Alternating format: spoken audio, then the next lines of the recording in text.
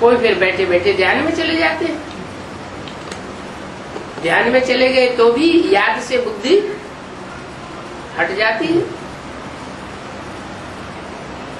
क्योंकि वो समय भी यूं ही चला गया। ध्यान में जाने से कोई फायदा होता नहीं, अल्पकाल की खुशी मिल जाती है,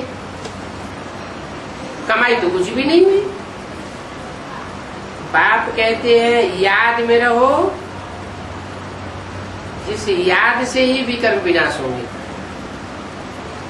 और कोई दूसरा रास्ता नहीं है पाप कर्म भस्म करने का।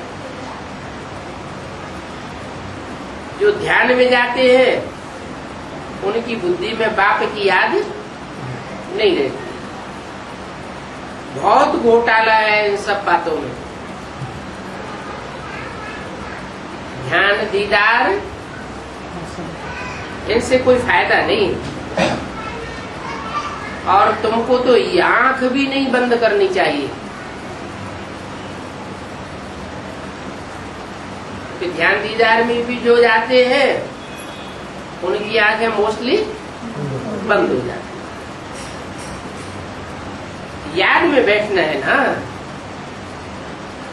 तो आर्टिफिशियल याद में बैठा जाता है क्या?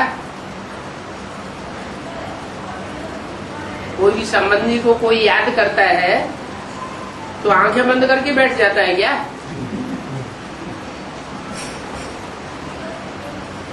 वो तो आर्टिफिशियल याद हो गई।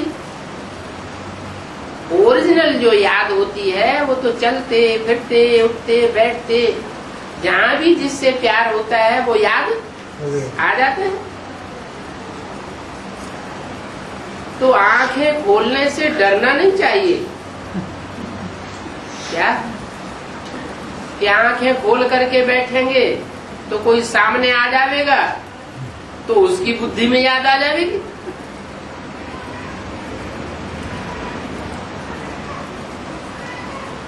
डर कब लगता है?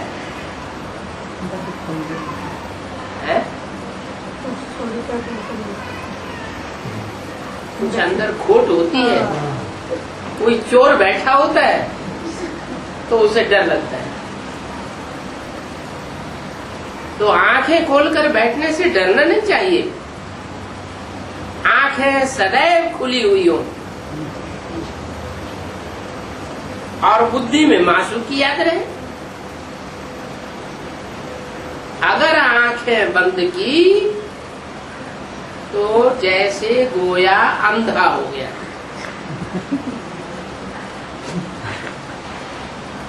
अंधे की औलाद अंधा हो गया। यह कायदा नहीं है क्या कि बंद आंखें करके बाप को याद करें। बाप कहते हैं याद में तो भले बैठो, परंतु ऐसे थोड़े कहते हैं आंखें बंद करो।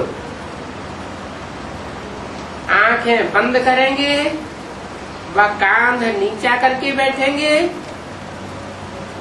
तो फिर बाबा देखेंगे कैसे?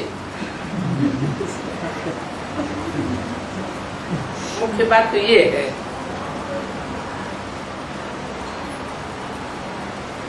याद में बैठना है